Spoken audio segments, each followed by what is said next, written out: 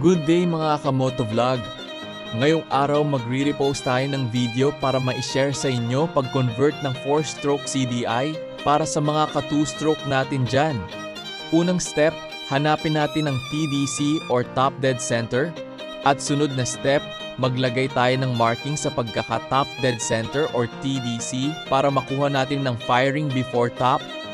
At isama na rin natin ang magneto sa paglagay ng marking. Ang letter F, yan yung firing, at yung letter T naman, yan yung top or TDC, at yung mukha na maliit, yan yung may-ari.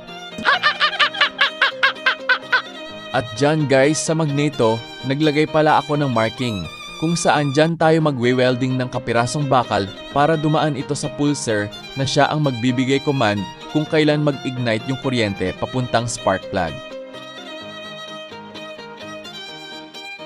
Meron po iyang clearance mga 1 mm o higit pa, hindi lang halata at saktong-sakto iyan na hindi sila magsasabitan.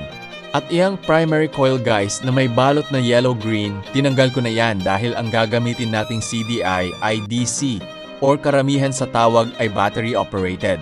Magandang gamitin sanang CDI guys is yung pang XRM125 dahil kapos sa budget ang may-ari, gumamit kami ng pang-Lifan 4-pin CDI. At ito na nga guys, tapos na ang ating conversion at ating subukang i-test fire kung ayos nga ba ang ating gawa.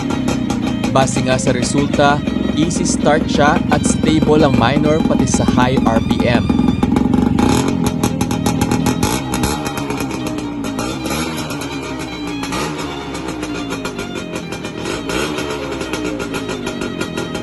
Matapos mabihisan parang walang nangyari. At kahit mabusising gawin, nagawan pa natin ng paraan para mabuhay ulit si 2-stroke. At grabe ang saya ng may-ari. Abot langit ang ngiti.